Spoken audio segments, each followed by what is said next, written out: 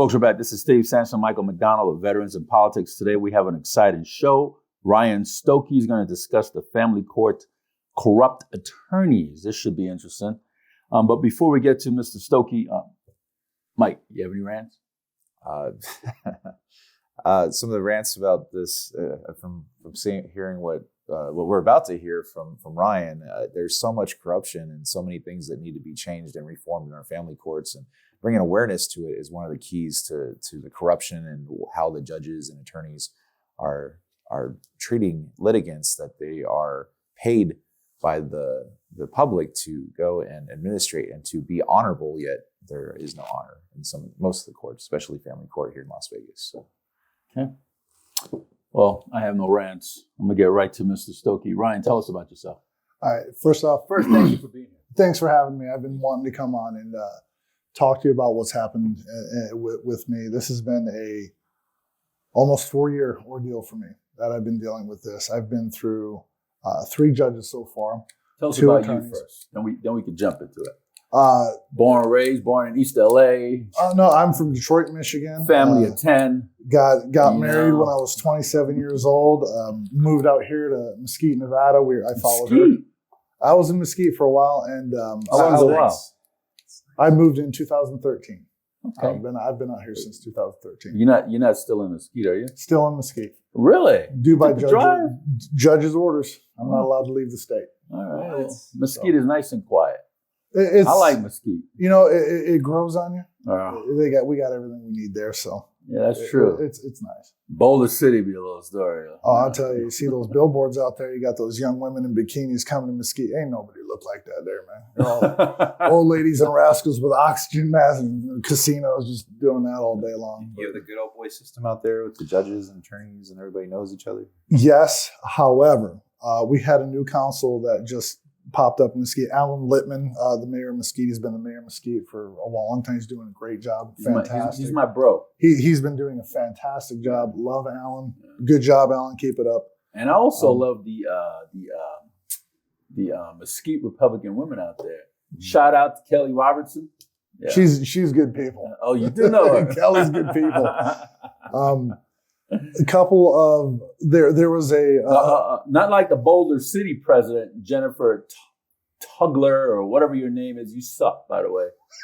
Anyways, there was a scandal out in Mesquite a couple of years ago. Did you hear about it? With the city council woman, with the city attorney. Well, there was another one. There was a city councilwoman shot her husband. Yeah, Bob and then Sweeten. killed herself. Yeah. City councilman. Yeah, the city councilman's. What was it? Husband shot herself too. No, it was a city council woman, I believe, shot her husband and then shot herself. Wow, yeah, that was a murder suicide. I remember hearing something about that, but I didn't know. I try to keep up on everybody. There was a huge scandal that happened in Mesquite. Now, of course, I'm paraphrasing what was happening. This is where Bob Sweeten, who was LDS, he had a lot of the LDS support within Mesquite. He wanted to run for mayor. Being the city attorney, he wasn't appointed by the city, but he was more or less subcontracted to the city to do the ascending's attorney work for him. I think it was by Van Cleef and Associates down here in Las Vegas. He has created a lot of enemies up there with what he's doing. He'd get pulled over by the police. There's video of him yelling at police officers saying he was going to take their jobs from them because they didn't know who he was and things like that. Bob wanted to run for mayor, and Bob started running for mayor. And we started noticing after Bob Sweeten was running for mayor that he was starting to put his political agenda ahead of serving the citizens of Mesquite. There was a lot of things that crazy things. And I'll speak personally. What happened to me one time is when my wife had divorced me. My wife was working for the city as a psychologist for the state of Nevada. Now, within her seat, she has to work with a lot of the city council members, the judges, the city attorneys and things. So she got on really good with a lot of the people in the city there. Bob Sweeten, what had happened was I considered Bob to be a friend at one point in time until I found out how he really was. Is this a different show we're doing? No. This is about me. Long story short, Bob had thrown me in jail for 10 days. Oh, wow. For what? Set my arraignment for 3 months later. So he threw me in jail. I think it was in July. I want to say it was July sometime. And then he set my arraignment. How did he throw you in jail? Was he a judge? No. He was friends with the judge. They're golfing buddies. So Will Toon. So a civilian threw you in jail? No. He pressed charges to where I was arrested, and then I was put in jail. She pulled some strings. She said I violated some TPO things. And you want to know the reason why I got thrown in jail? Jaywalking. I hit like attempted jaywalking. So my wife had left me. She'd take the kids. At this, my world had blown apart. Well, do you want to tell us in like a chronological order or something like that? Yeah, this is kind of the chronological order. Are we still on your bio, by the way? No. We're working into it. We're working into the stories. So basically, what had happened was everything had gone off the rails. Okay. And my wife had filed for a divorce behind my back, ghosted me. And at this point, I didn't know. I had no idea after 10 years of marriage. 10 years. At that point, we had... Just when you think you know somebody. We had a 3-year-old son, and we just had a set of twins. Brand new twins. A boy and a girl, Josh and Julia. Still to this day, haven't seen them. They have no idea who I am. You've never seen your twin last time I saw them, they were 2 months old. Wow. And how long ago was it? The last time I had seen them was August 17th, 2019. So like 4, how many years? So 4? Almost 4. They're going to be 4 this July. Wow. And all this comes into play. Just hitting on the politics real quick. Bob filed this because my wife went to him and said he's doing all these horrible things. Right. She got a TPO against me, and the TPO said, "You're not allowed to do this. You're not allowed to do this." How did she get a TPO against you? She had to. My attorney at that time said, "Don't take it personal." In order for her to get that TPO, she had to come up with some things in order for it to be granted. Right. None of these things were true. It was all lies. So in order, she said I choked my son. She said I choked my 3-year-old CPS, was CPS involved? CPS wasn't involved. She didn't take him to the hospital as a psychologist. Police report? She's mandated to report it. She didn't do that. No police report, no bruising, and you get tossed in jail for... And I get tossed in jail for zero allegation. They think because she's a mandated reporter that she tells the truth and whatever she could throw against the wall and see what sticks probably. So it was an allegation. You should have sued her. I can't right now. Because it's wrapped up. It was wrapped up in litigation because the judges were going to decide all that. So anyway, long story short, they throw me in jail. I'm sitting in jail in July. I lost my job because they held me for 10 days. I wasn't able to call anybody. I definitely would have sued her.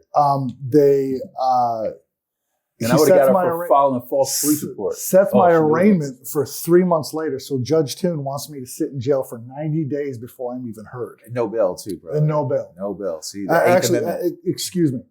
There was a bail set. It was set at $5,000, but Bob Sweeten asked the judge to raise it to $25,000. Now, who's this Bob Sweeten guy? He's the attorney for Mesquite. He was the city attorney. Asked him to raise the bail to $25,000. What grounds did he have to raise your bail?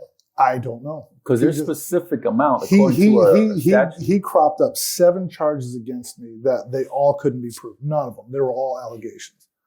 But the judge didn't give me. He gave me a $15,000 bail instead. And the cops in the jail, I was told this because he was my neighbor at the time. He says, "We were told not to let you out of that jail cell. You weren't allowed to get a phone call to keep you there as long as we personally could." That's a violation of your Constitution. It was. Yeah. Long story short, my neighbor knew who I was, and he knew I wasn't that guy. Let me out. I made a phone call. I made the bail, and I got out. When I came home, she was already in the house, and she had already came into the house and took everything out. When there was a Judge Harder ordered, all the marital things were supposed to remain in the house, and nothing was supposed to be taken out of the house. It was gutted. All of it was gone. I took it to Judge Harder. He didn't do anything about it. We're still in your bio. No, we're not still in my bio. So this is where we enter Judge Harder. Okay. Judge Harder was I'm pretty sure everybody knows the story about Judge Harder and what was going on with him. What was going on? Yeah, maybe you should explain that. Judge Harder, from what I understand, was a very corrupt judge within the court system. Cash for kids or something. He portrayed himself to be a very, very religious man. He portrayed himself to be very forthright, and he portrayed himself to be a very, very good standing citizen. Well, people that push all that agenda is really the opposite of the agenda that they're pushing. Everything that I found out about him was the exact opposite. And the way he ruled in his courtroom was basically, he told me to shut up and sit down. There was one instance I called you up, Steve, and I said, and you guys can look at it on YouTube, the Stokey matter versus in front of Judge Harder. Steve uploaded it for me. You can That's see Veterans in Politics YouTube channel, by the way. You can see where I'm sitting there. I'm really not saying anything, and I'm trying to talk to the judge and tell him why certain things were happening. And he said, basically, he told me not to speak. He goes, Mr. Stokey, I would advise you don't talk. He goes, because you don't have counsel. And I said, I understand that, but if I'm appearing per se right now, I should be able to defend myself. He goes, I highly advise you don't. The judge is giving you legal advice. Yeah. I could understand, and everybody was telling me he's trying to protect you. I'm like, so no, he's trying to silence me by silencing my constitutional rights, my Fourth Amendment rights. And he basically was sitting there talking to her and her attorney. They were going back and forth, and I'm sitting here like this the whole time, looking at this thing, and I would say, Your Honor, I object, or things like that, and he'd just be like, he wouldn't even say it, he'd just be like, overruled. Did the judge call your ex's attorney and say, oh, counsel will come up, and then they talk to each other, and you don't get to have the same right to? I wasn't allowed to approach the bar. She was, and then they have their own private discussion without you as you acting as pretty much. Attorney. Yeah, they have to give you the same fairness that they give attorneys if you're in pro per. But Judge Harder hated pro se litigants. If you represented yourself, he hated you. He do not appear pro se before Judge Harder. Almost any judge, like anybody, they look down upon you because you're not paying into their system or their racket. No, you're not paying for their law school degree. Yeah, or their children's college education. That's how they pay their children's college funds. Instead of paying your own kids' college fund, that goes to the attorneys. Because they're still paying loans on the law school. Yeah. So what had happened was I requested to have visitation with my kid. I wanted to see my kids because at this point they were taken out of my life. I haven't seen them for like 3 or 4 months at this point. I wanted to see my children. And Judge Harder said, he goes, okay, well, we're going to give you supervised visitations.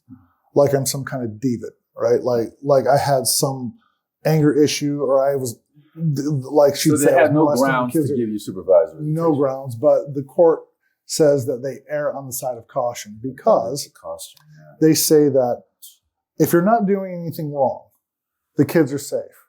If you are doing something wrong, the kids are still safe. So they're always going to go this way.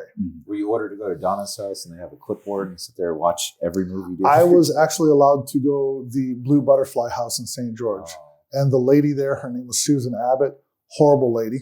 Absolutely horrible. They're supposed to be, their whole website says this neutral environment where you can blossom and visit with your children. No, it's not. As soon as I walked in there, all 3 of those old broads looked at me like I was some sort of criminal.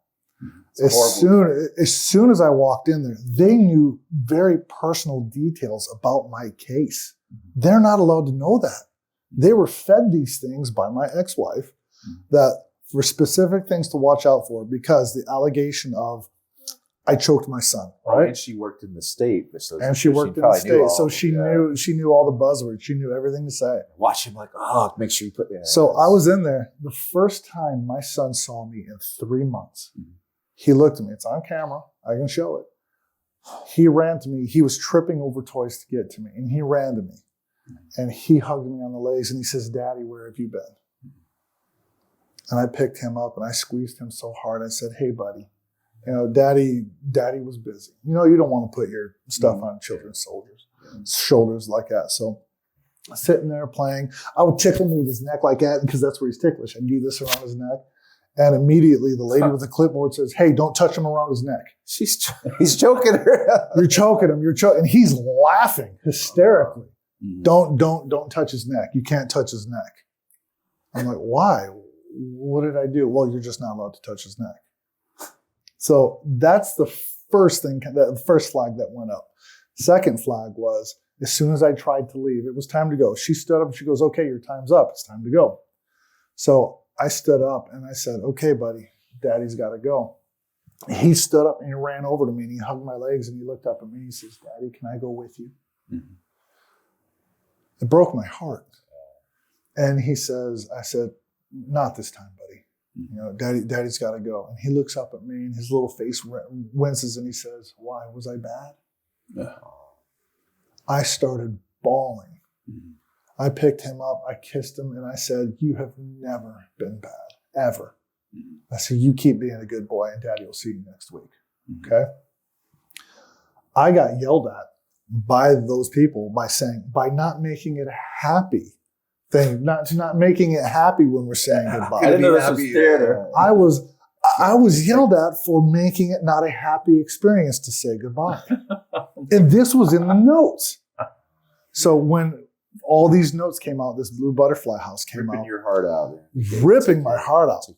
And she says, this is at Donna's house. Oh yeah, and there are notes. Check, blue butterfly house. The butterfly house. Yeah. What they don't tell you is they take a separate side of notes that you're not allowed to see. These are notes. It's like a credit score. You're given this BS credit score, but then here's your real credit score. That's the way it works. You're not allowed to see the real notes. And the only way I was allowed to see these real notes was when my attorney subpoenaed them and I got them. They said things in these notes that I had an unnatural fixation towards my female girl child. I'm like, wow. They're trying to make you sound. They're trying to make me sound like I'm some kind of pedophile. Mm-hmm. That's absolutely disgusting. Mm-hmm. And it pissed me off. Yeah. Long story short. So let's fast forward. Oh, by the way, for your listeners here, the reason I was thrown in jail for Bob Sweeten, because he couldn't tag me, I hit like on Facebook to my son blowing out his birthday candles. They arrested me for that. What? I hit like on a Facebook page of my son your ex's? Blowing out his birthday candles. Your ex's Facebook and page? What did they call that? Stalking, harassment? That was communication. I was not allowed to communicate. I said it's a public platform. Uh-huh. I'm not communicating with her. I just hit like, and that was enough to get me thrown in jail. Spent 10 days in jail for that. Really? Yeah. Who was your attorney? I didn't have an attorney at that time, but they arrested me because they were just holding me, and then they held me for an arraignment. I got an attorney by the name of Tom Erickson down here in Las Vegas. Fantastic attorney. He's a great attorney. Got everything, and we proved that there was no stalking, there was no nothing. All the charges were dismissed. But Bob Sweeten wanted to keep that allegation against me for contact. So why didn't you sue him? Sue the courts? Yeah. He's not an attorney. I'm not an attorney. And you got a lot of attorneys out here that are afraid to go against the court system. There's some attorneys that are not. I'd like, if you guys are listening, please show me some attorneys that are not afraid to go to the court against the judges. So. And who filed the criminal complaint? She did. I would have sued her too.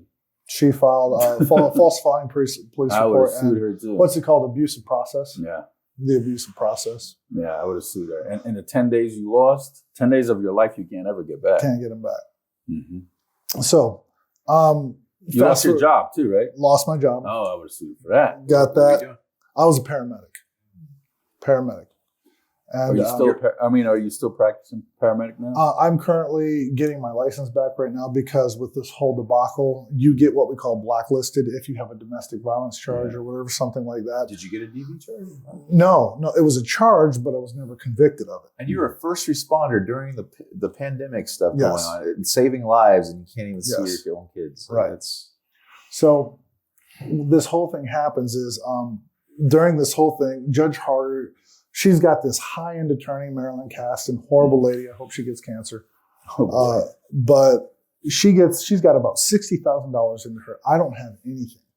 into mine. And I'm looking at the judge and I'm like, Your Honor, I'm appearing pro se. I don't want to be pro se. I would like to have I'd like to have appointed counsel. Can you appoint me some counsel, please? And he says, well, if you sell your house, you'll have enough money, because I couldn't afford one. He goes, if you sell your house, you'll be able to afford an attorney. He goes, and so where are you going to live? Where am I going to live? Anyway, long story short, this is during a pandemic. And I say, Your Honor, I mean, we both agreed that if I sold the house, I could have taken over the payments, but she wanted her money out of it, and I didn't have enough money to buy her out. Okay. So the judge ordered the sale of the home. So now I'm looking down the barrel of being homeless. This is Judge Harder. And I looked at him and I said, well, I need to have money to be able to afford counsel. So he orders the sale of my home. And I said, okay, let's look at, I was thinking we were going to ride the market for a little bit and, kind of look at, I'd get the home fixed up and things like that. Apparently it wasn't moving fast enough. And my ex's attorney filed for an eviction notice against me, against my own home. And I said, no, they were making up stories about how I was prohibiting the sale of the home. It wasn't true. I needed the money. I wanted an attorney to defend myself. I was very for getting an attorney. And this is what the pandemic was going on. I don't know if anybody knows that there was that law that says you can't evict anybody during this pandemic. Judge Harder evicted. And I have a piece of paper. After getting thrown in jail, losing your job. After getting thrown in jail, losing my job, taking my kids away from me, I'm not allowed to see them. I get an eviction notice that they're forcing me out of my home. And I went to Judge Harder and I said, no. The judge ordered exclusive possession to your ex or something? Yes. He gave her sole discretion over the sale of the home. And I opposed it. The grounds were that her attorney was alleging that I was interfering with the sale of the home, and it was taking so long that it was my fault that the home wasn't getting sold. Was there any evidence provided stating the fact? Oh no! What had happened was, here's another one. We had insurance check. There was a flood damage to the home right before all this happened. I got a check from the insurance company for about $7,500 to repair the home. Fantastic, great. As soon as she found out about that, I said, well, I'll take this money, I'll repair the home, and I'll get it ready to sell. This is what was taking so long because these repairs had to be done. But they had the check. They wouldn't give it to me, so I couldn't repair the home. So I looked at them and I said, send me the check. Or I had the check first, but she had to sign, my ex had to sign the back of it. So I had possession of the check, but she needed to sign it. And I knew better than to give it to her because my signature was already on that check. I went to our realtor and I said, hey, can you get her to sign this so we can get this home fixed and sold? She goes, yeah, give it to me. I will give it to her and she'll sign it and I'll give it back to you. The realtor stuck it in the mail and sent it to her. So I lost $7,500. Now they're holding the check and I'm not repairing the home, and they're saying that I'm not repairing the home, so I'm upholding the sale of the home. She's the one that got the money to repair the home. But she's the one that got the money to repair the home. For her attorney. And she used that money to do whatever she wanted to do with it. I don't care. They might have hired some guy. They had to repair the floors or whatever, but there's more than enough money in that. Right. How long did you have this house for, too? We had it since 2014. The divorce happened in 2019, so about 6 or 7 years. So all this time, you're working hard. You're paying for your house. You're living the American dream. I'm doing everything I can. And the court system comes in. And the court system comes and just takes it all from me. All that hard work, all that blood, sweat, tears. So Judge Harder tells me, he says, we need to sell the home. I said, I'll take over the payments of the home. I'll pay it. Just don't get rid of it. And he goes, well, we don't know what the market's going to do. And everyone knows here that the market just went through the roof here, like 3-4 different times over the market. If I would have held on to that home, we both would have had over $100,000 in profit each side. But she sold it for $40,000 below market value of what it was supposed to go for. So the money that was left over from the sale of this home, we had maybe $40,000. Oh, I can't even say that. We had about $40,000 left over from the sale of the home. The judge, all that money is taken by Marilyn Cast and put in a trust. It is wasted and spent on stupid things. They ordered me to get a child custody evaluation. How much was that? $5,000? They said it was going to be 10, but they charged me 15. Burnquist or Holland or something like that? Sunshine Collins. For $10,000. Dr. Sunshine Collins. They said it was going to be $15,000, but she had free range of the piggy bank. She could charge whatever she wanted. The attorney was able to go and the attorney was paying Dr. Collins. Mm-hmm. Dr. Collins charged $15,000. Plus, after taking care of the debts and everything, we had maybe $7,000 left. And I got half of that, maybe $4,800 is what I got to pay for an attorney to defend myself in this court case. Mm-hmm. So I hired an attorney, Brandon Levitt. After you lost your house, you had to go. Isn't Brandon Levitt, wasn't he working with Abrams law firm? He was working with Flaxman. Flaxman's law firm. So he sees. What year was this? 2020. It was in 2020 during the pandemic. Mm-hmm. And it was really, really hard for me to get down here from Mesquite. There was just a lot of things that were happening. Mm-hmm. I sat down and met with Brandon Levitt. Brandon Levitt, he goes, my retainer's $10,000. And I say, okay, I understand that. Can I make payments into the retainer? And once I get to that $10,000 mark, let's go ahead and let's get it done. He says, sure. I had him up to $7,000. Mm-hmm. And the trial was getting really, really close by Judge Harder. The trial's been continued twice already. And they're blaming, all 3 times was on me, but it wasn't. Dr. Sunshine Collins didn't have a report yet. That wasn't submitted in time, so she requested a continuance. There was a lot of things. $15,000. After $15,000. And these attorneys, that's why our attorney system needs to be overhauled. Like if you give an attorney a retainer, they'll make sure to hit that retainer or more and not do any work. Well, he withdrew from my case 3 days before my trial because after paying him. The reason this is Brandon Levitt. The attorney should be paid based on performance. I had him in an unbundled package. Yeah. So what I did was I asked him, I said, Brandon, the judge is wanting me to file all this paperwork. I'm going to get in trouble if I don't file. He wants the FDFs. Judge Harder wants all the pre-trial memorandum. I don't know how to do all this stuff. Did he do any of it?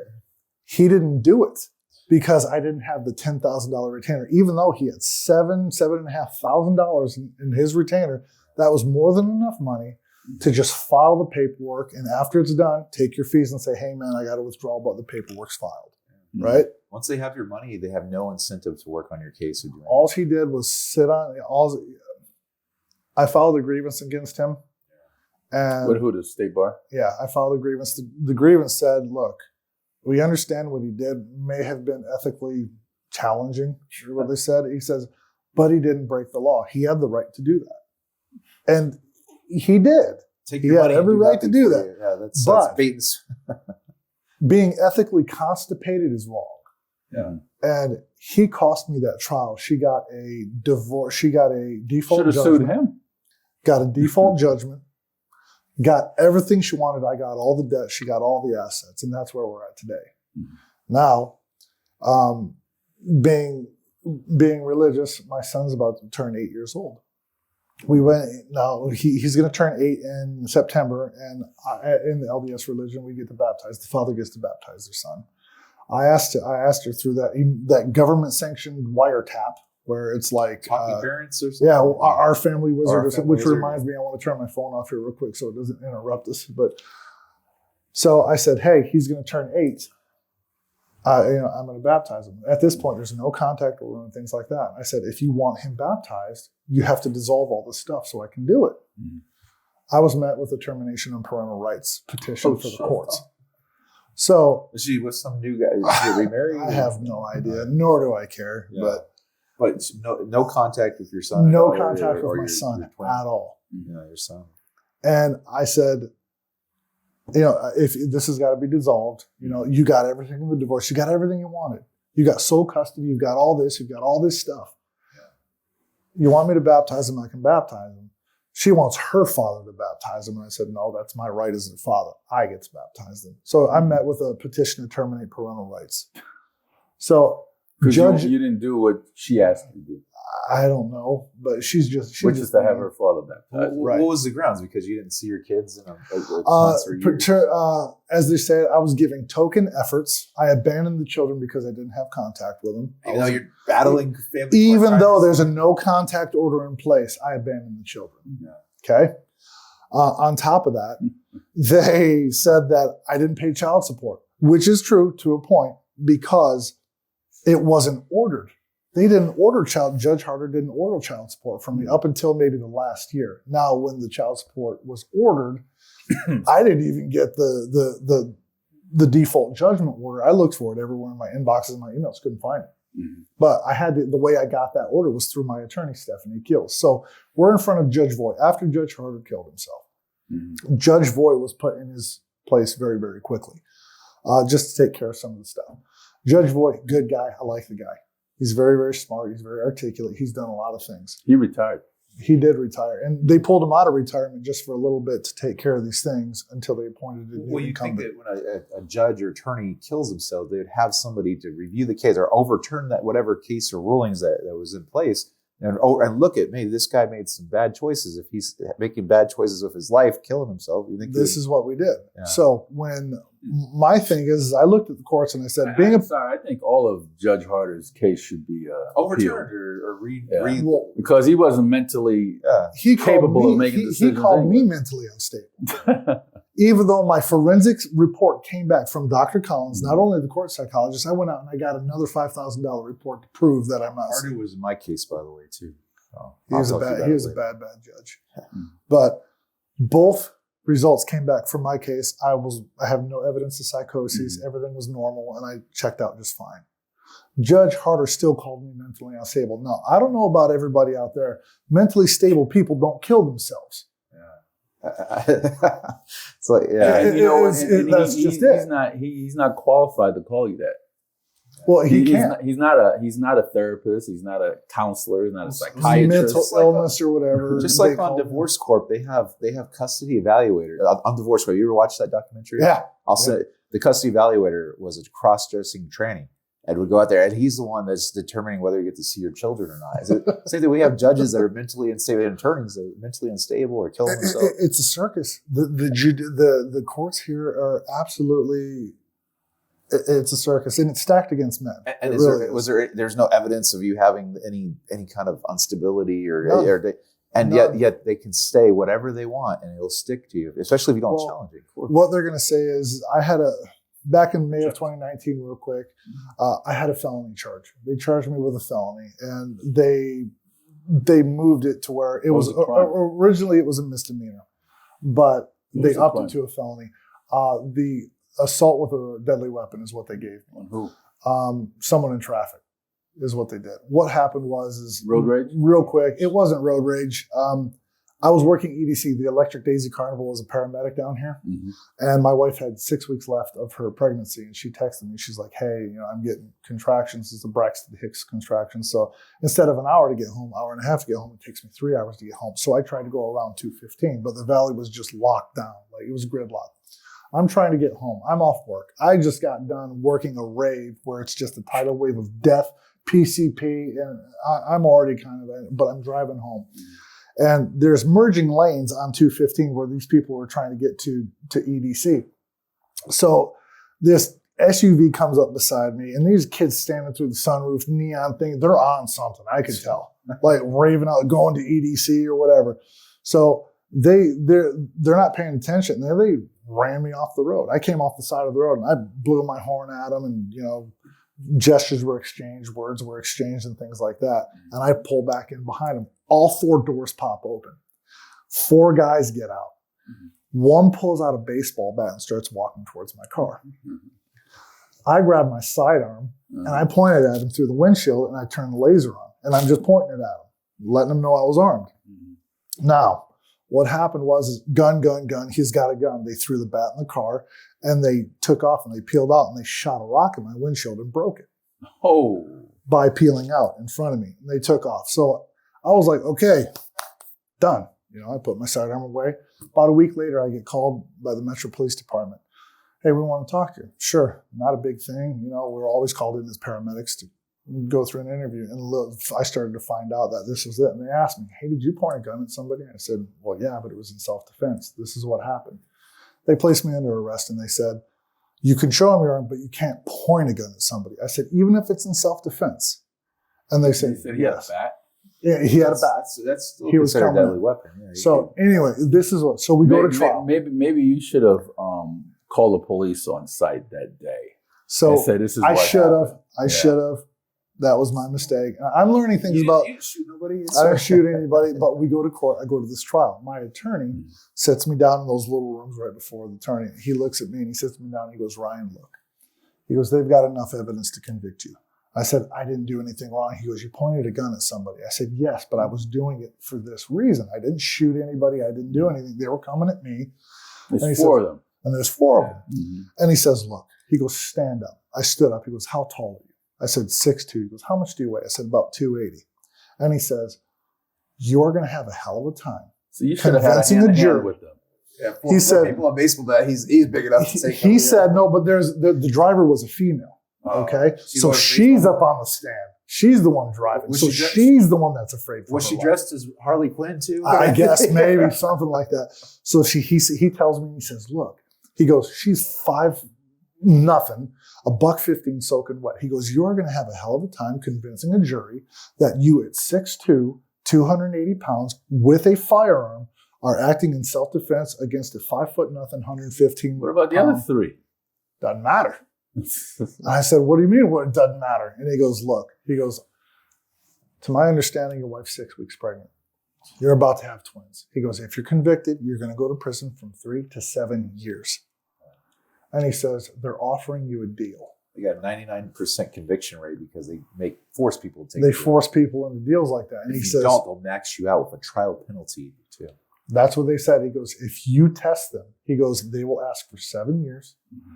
And he says, and you're going to miss your kids and you're going to do all this. He goes, they're giving you a deal. He goes, you're paying me a lot of money to keep your butt out of jail or prison. And this is my advice. Take the deal. And see, I said, there's no harm done, no foul. He didn't even have a finger on the trigger probably because he knows. Cops do it every day. They'll point guns at people left and right. They can get away with it because they have a badge. But I do it in self-defense. I'm going to go to prison. Mm-hmm. So I said, what's the deal? Critical society we live in. I said, what's the deal? He said, 1 year probation. And if you complete it, he goes, they'll wipe away your felony. It'll reduce to a misdemeanor and you can seal it. And I was so mad. I was angry. I'm sitting there. I'm shaking like this. They take away your CCW? They took away my CCW. They took away everything. If you would have took it to trial, you probably would have got convicted. Did you have to surrender your weapon? Yes, I did.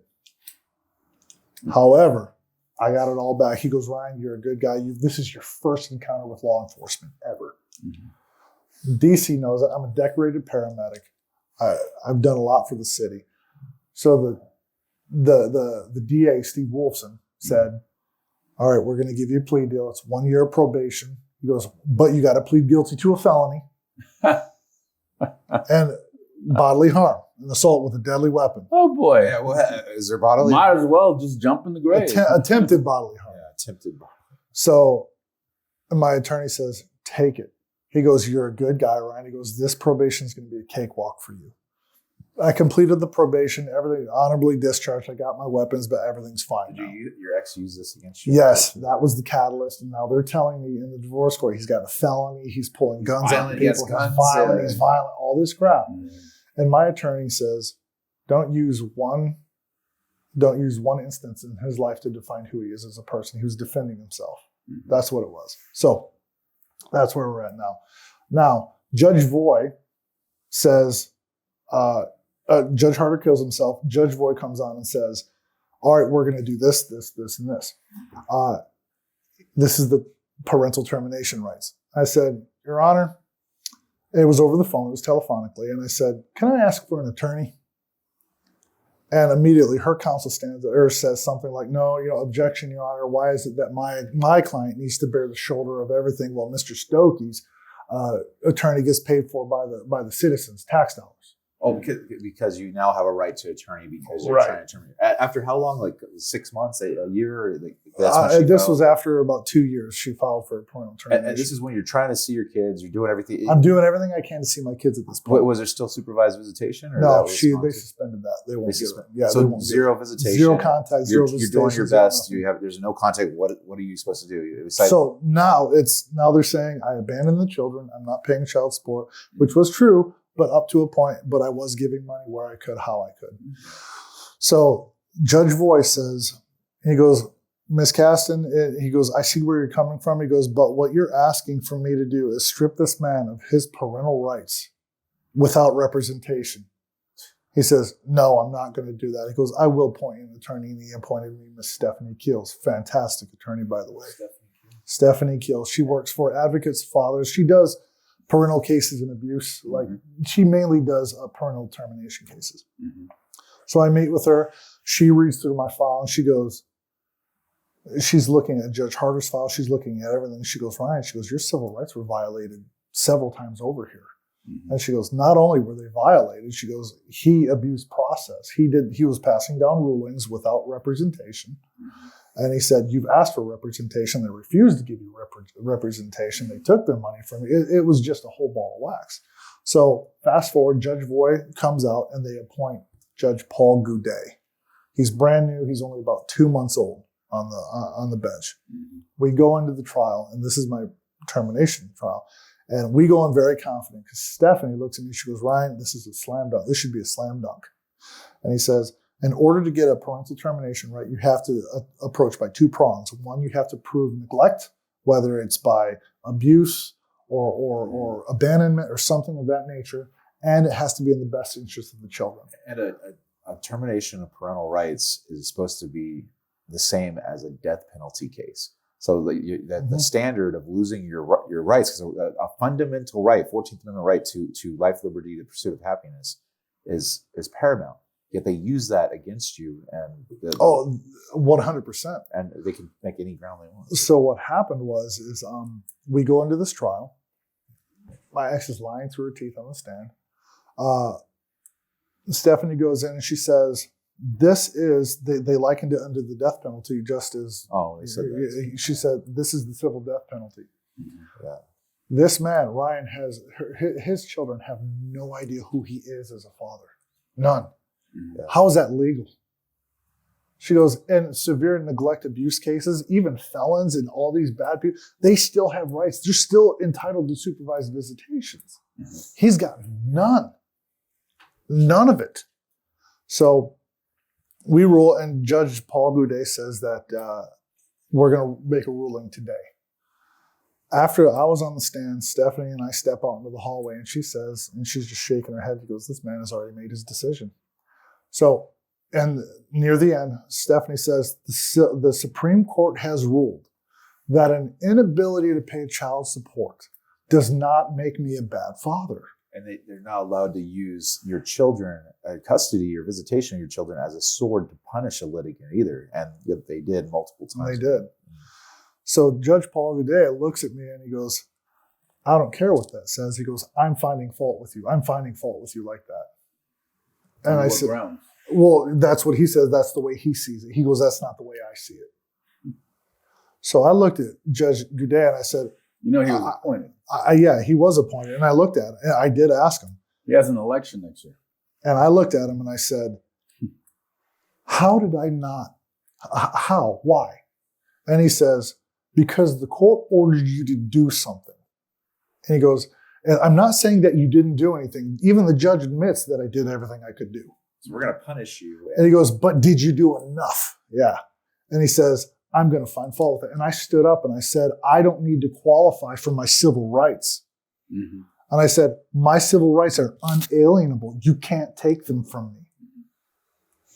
And he says, I'm going to find fault. And my attorney reaches, she pulls me back down. She goes, like that. And I said, I don't need to qualify for civil rights. Those are mine, and they're always going to be mine, and you can't take them from me. And he says, that's not the way I see it. Send me that video. So I'll give it to you. Mm-hmm. He says I'll get the video for you, and I'll post it for you guys online to watch what Paul Goudet did. Because people need to know this, because this guy was appointed, and he's up for retention next year. Did he even go through judicial college? Like, he's only been a judge for 2 months. So people need to know about what these judges do. That way, they could just remove them from the bench or retain them. But people need to know. Yeah. Well, and your video would help. Oh, I'll bring it out. They're making. Did you ever get any proof about like your ex being in that system and be able to pay harder off or somebody else for your children, or this speculation? Because it's hard to prove that. But my ex-wife comes from a very wealthy family, so they've got money. Mm-hmm. It is what it is. So Judge Goudet said he's taking away my civil rights, and he said that there's nothing I can do about it. And he said that if you want to file for the Supreme Court, go ahead. You're not going to hurt my feelings. He used the term "we're taking away your civil rights." Is that what he said? He didn't say it like that, mm-hmm. But he said that's not the way I see it. Those are his words. That's what he said. Do you know you could sue judges in federal court for violation of your civil rights? Oh, absolutely, I do. But the hard part. But the hard part is finding an attorney that'll do it. Because they don't want to commit suicide or career suicide. Trying to navigate it yourself is very difficult. You can't do it. Yeah, I mean, you can, but you have to pretty much go to law school and learn all this. You got to basically be a self-appointed attorney at that point, mm-hmm. or self-taught. Mm-hmm. So when this story started getting out, immediately after that ruling, my attorney calls me and she goes, "Ryan, I don't know what your case did, but it created a lot of buzz down here." Mm-hmm. She goes, "Immediately after Paul Goudet made that judgment, all the judges had a closed door meeting. Mm-hmm. We don't know what it was about. We can only speculate, but they immediately had a closed door meeting, and everyone is very, very tight-lipped about your case right now." Why do you think that is? Because they know they messed up. Mm-hmm. I mean, this guy's he is a paramedic. He's over there saving lives. He's a first responder, mm-hmm. and they're taking his parental rights away because of baseless allegations and saying that he abandoned his children when he's done everything he can to be in his children's lives. Yet the system has prevented it. The system's prevented. And then they talk smack about how dads run away from being in kids' lives. And they're deadbeat dads. Yet the system perpetuates it. It's absolutely amazing where there's statistics out there. I think it's on TED Talks even does. There's statistics about this where children growing up in single mother homes are far more likely to have involvement with law enforcement, become high school dropouts, mm-hmm. and things like that. But homes that have fathers in them, even with a mother is there, children are far less likely to have any of that contact. And also, just a single father home, they're far less likely to have contact with these things. The root cause of anxiety, depression, mental illness, criminal history, drug abuse, sex trafficking, mass shootings, all occurring because of the breakdown of our family and fatherless homes is coming. Our families and our societies are breaking down at its roots. Mm-hmm. And the root of our society is our families. Mm-hmm. And the thing is the people that decide what is going to happen to our families are people that barely even understand the laws themselves. Now, I get the fact that these judges are don't human. Even have their own children. Well, judges, they're human.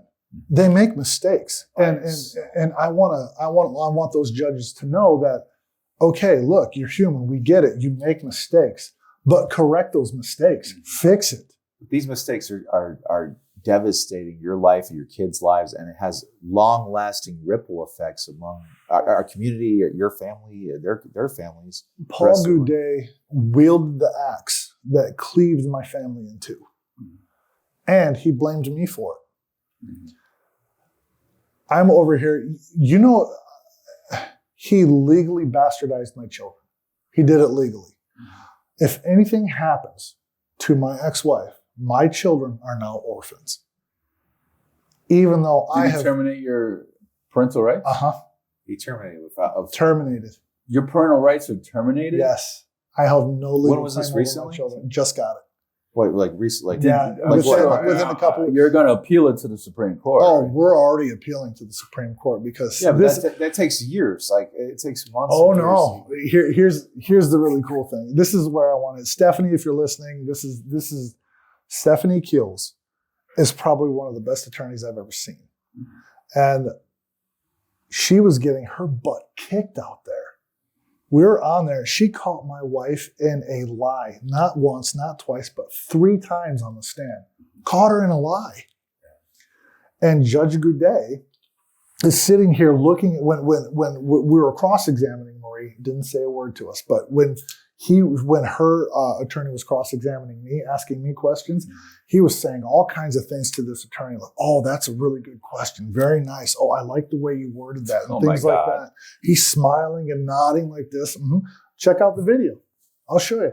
When we're up there, he didn't say one thing. He wasn't even looking at my attorney. He was looking down, and I actually got yelled at. You probably want to, Even if you're the best attorney in the world, these judges already with their preconceived bias or their chatter behind the bench already made up their decision. You probably want to do some research to see if the judge have any type of relationship with the attorney. Yeah, that too. Yeah. I don't know. And there's also a thing. Do you know about Title 18, Section 242? No. So you can actually hold a judge accountable if they violate their canons or their constitutional rights under color of law. And you can actually find judges and get them. There's actually title for it. But almost no attorney ever goes after judges. No attorney wants to do it. They're all scared. And I understand why, because they have to appear in front of these judges all the time. They're part of the bar. Yeah. They're part of the bar. So there's nothing in place to check the system. And when I called my congressman, I called... Well, there is one thing. It's called the Judicial Discipline Commission. And that's they have derived the executive powers because we have a three branch system. That the governors delegates that to a judicial discipline commission that is completely unaware. They paid their way to get on that commission and have no clue. But I did call them. I called the Commission for Judicial Discipline. I explained what was happening. They said I couldn't get through to anybody. It's basically secretaries that you're talking to all the time. But they did say that they have no power in overturning a case. All they can do is determine whether or not there was judicial misconduct in your case. Now, Stephanie Keel said, do it. File it against Paul Goudet. File it against Judge Harder. Because even though he's not with us anymore, you can still get judicial misconduct. Now we're moving to the Supreme Court. The Supreme Court is going to hear us. And the good thing, I got an angel on my shoulder for this one.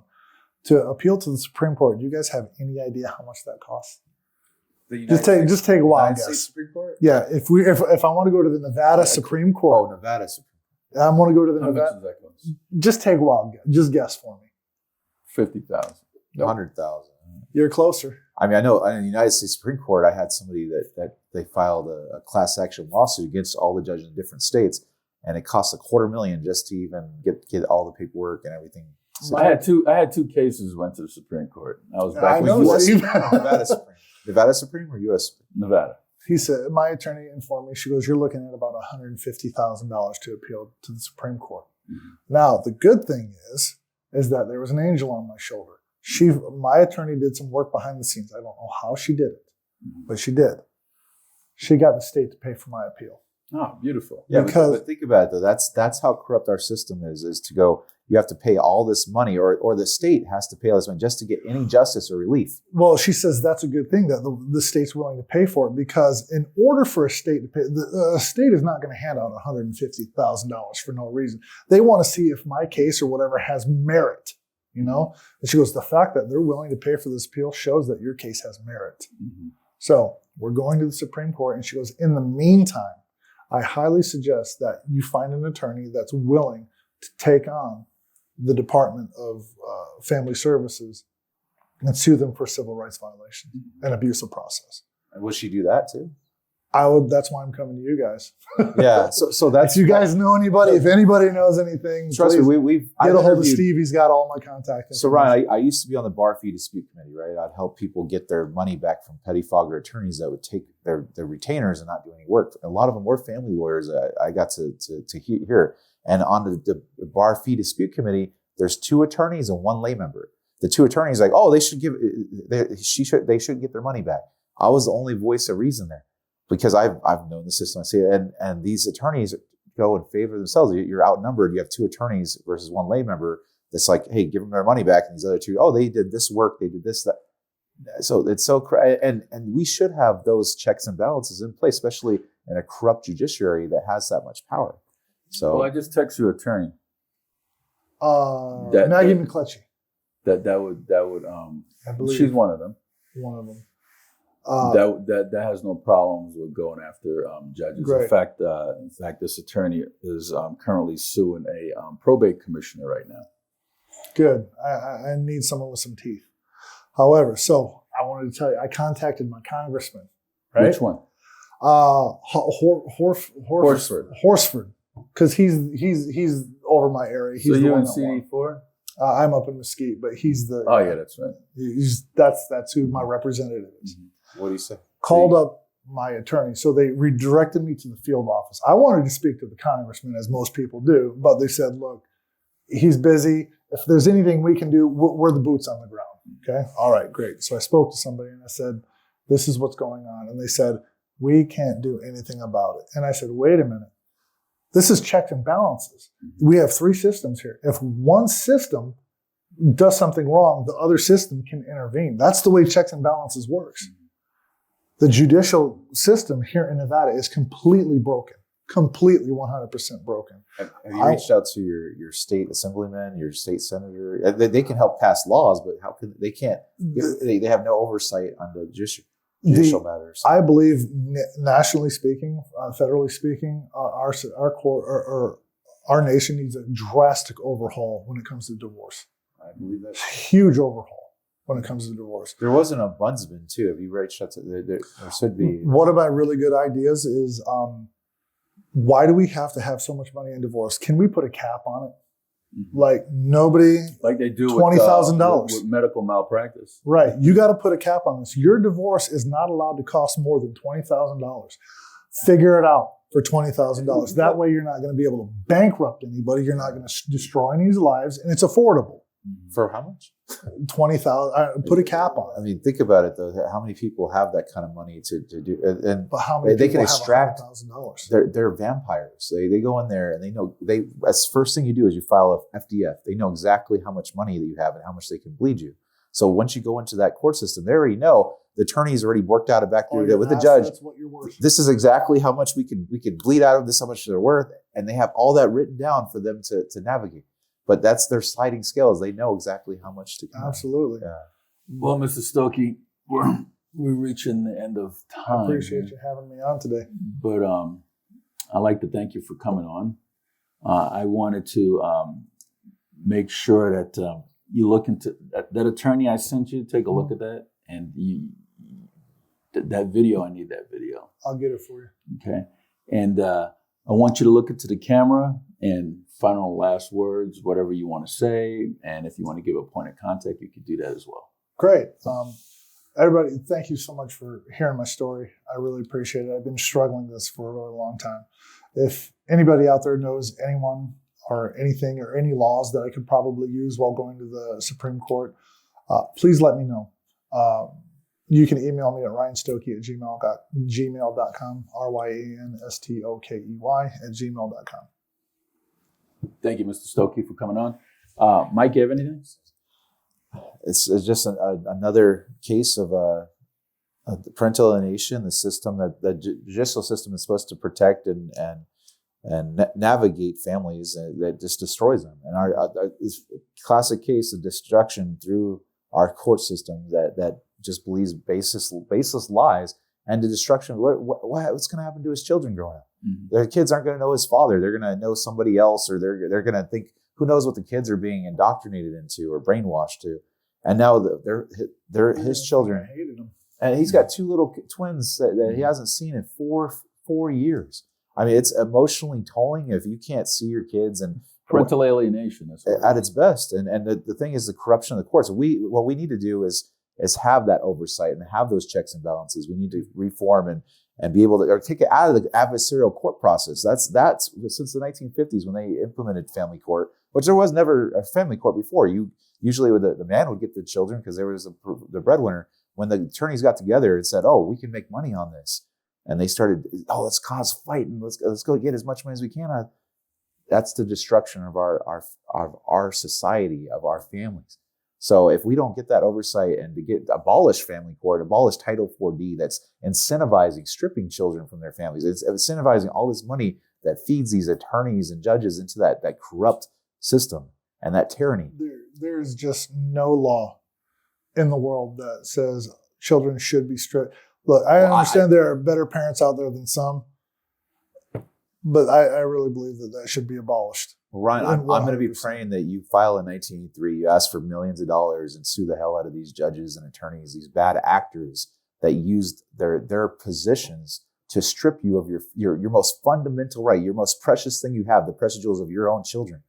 And that's what we need to start doing, is winning these lawsuits or abolishing these laws and reach out to your senator, reach out to your assemblyman, reach out to the judicial discipline mission. I know it's futile almost. But it's like, if God sees enough to bestow upon me the title of a father, and he trusts me enough with children, who is this judge sitting behind this bench to say that, no, I can't? Your God-given right over your. That's my God-given right. They are not God's.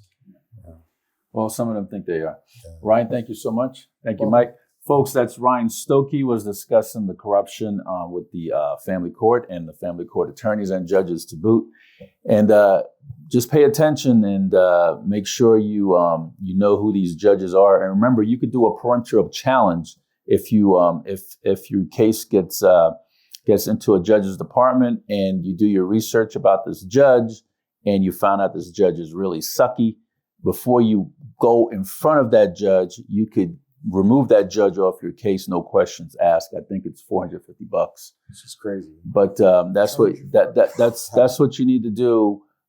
That's one of your recourses to remove a judge off your case before you get in front of that judge. This is Steve Sampson and Michael McDonald, Veterans in Politics. And just to recap, this show is brought to you by Ron Quince and Stephanie Phillips, who's running for United States Senate. Until next time.